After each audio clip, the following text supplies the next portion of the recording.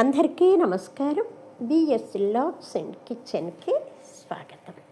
అందరికీ ముక్కోటి ఏకాదశి శుభాకాంక్షలండి. అందరికీ కూడా లక్ష్మీనారాయణల సంపూర్ణ అనుగ్రహం కలగాలని మనసారా వేడుకుంటూ, పీతాంబరం నీలవర్ణం శ్రీవత్సపదభూషితం గోవిందం గోకులానందం బ్రహ్మద్వైరభిపూజితం.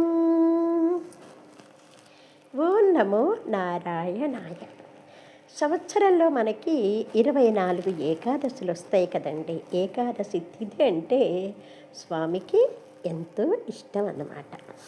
అందున ఉత్తరాయణ పుణ్యకాలానికి ముందు వచ్చే ధనుర్మాసంలో వచ్చేటువంటి ఈ ముక్కోటి ఏకాదశి మహావిష్ణువుకి అత్యంత ప్రీతికరం.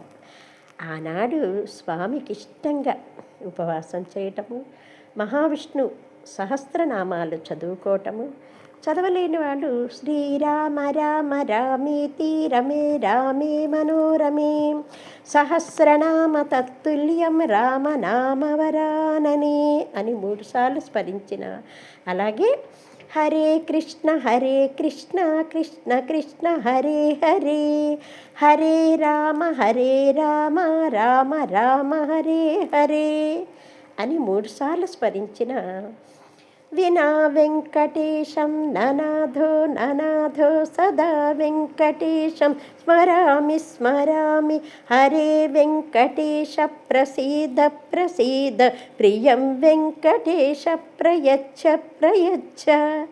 అని సంకీర్తన చేసినా చాలండి, ఆనందం కలుగుతుంది. ఉపవాసం ఉండగలిగితే సరే, లేదా ఉత్తర ద్వారంలో నిలిచిన స్వామిని అమ్మను దర్శించుకొని స్వామికి ఇష్టమైనటువంటి దానిమ్మ పళ్ళు, అలాగే సన్నజాజులు వీరజాజులు దొరకలేదనుకోండి, సువాసన కలిగినటువంటి చామంతి పూలు, అలాగే స్వామికి ఇష్టమైనటువంటి పచ్చకర్పూరం వేసినటువంటి చక్కెర పొంగలి నివేదన ఆయనకి ప్రీతిపాత్ర అయిందనమాట.